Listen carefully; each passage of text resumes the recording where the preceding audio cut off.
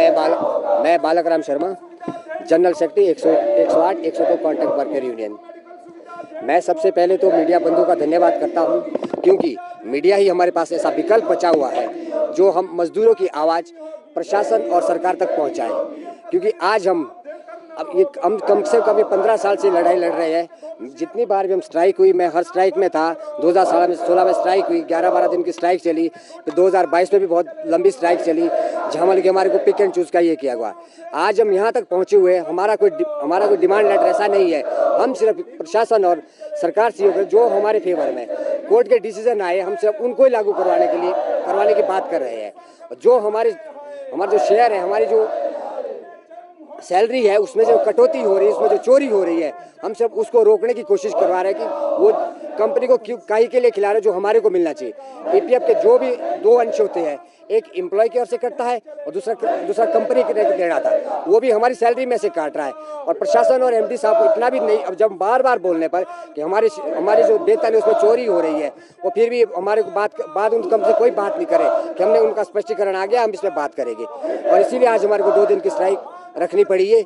और इसके बाद भी अगर हमारी 2 बजे फिर से हमारी स्टेट कमेटी की मीटिंग होगी, ऑनलाइन मीटिंग होगी, और अगर इसके बाद किसी भी मेरे कर्मचारी को 12 डिस्ट्रिक्ट में, शिमला की बात नहीं है, 12 डिस्ट्रिक्ट की बात है, 12 डिस्ट्रिक्ट में किसी भी कर्मचारी को विक्टिमाइजेशन किया या उनके ऊपर कोई केस बनाया गया, तो इसके बाद जब हमारी मीटिंग होगी उसमें आगे ये तय करेंगे कि ये स्ट्राइक कंटिन्यू रहेगी, तब ये स्ट्राइक कंटिन्यू भी रह सकती है। अगर किसी भी कर्मचारी का विक्टिमाइजेशन हुआ, उनको नौकरी से निकाला या किसी की प्रकार का केस लगाया।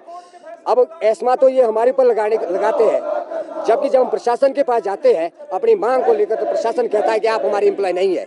ये कौन से कानून? अगर हमारे को कंपनी के पास है तो एस्मा तो कंपनी के ऊपर लगना चाहिए था, कंपनी के ऊपर एस्मा लगना चाहिए। तो कंपनी ने वो तो ठेका दिया उन्होंने उसको, तो कर्मचारियों के ऊपर क्यों एस्मा लग रहा है?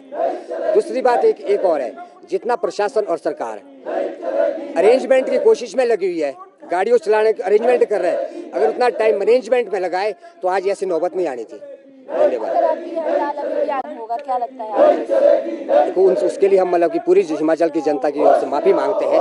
क्योंकि ये लड़ाई ऐसा 2025 में स्टार्ट नहीं हुई है, ये 2011 से स्टार्ट हुई है, जब से लेकर ये मतलब कि ठेका प्रथा स्टार्ट हुई है। उस टाइम से लेकर प्रशासन सरकार के सामने गिड़गिड़ा रहे हैं। भारतीय जनता पार्टी की सरकार की भी थी, कांग्रेस की सरकार भी थी, हम हर गवर्नमेंट के पास गए कि हमारे साथ ऐसा हो रहा है, तो सबने आंखें बूंद कर कोई फैसला नहीं लिया। हिमाचल की जनता से हम इसलिए माफ़ी मांगते हैं क्योंकि ये हम इनको सुविधा नहीं दे पाएंगे। और हिमाचल की जनता को भी ये भी एहसास होना चाहिए कि हम भी हिमाचल के बच्चे हैं, किसी माँ बाप की औलाद है। हमारा 11,000 में होता क्या है?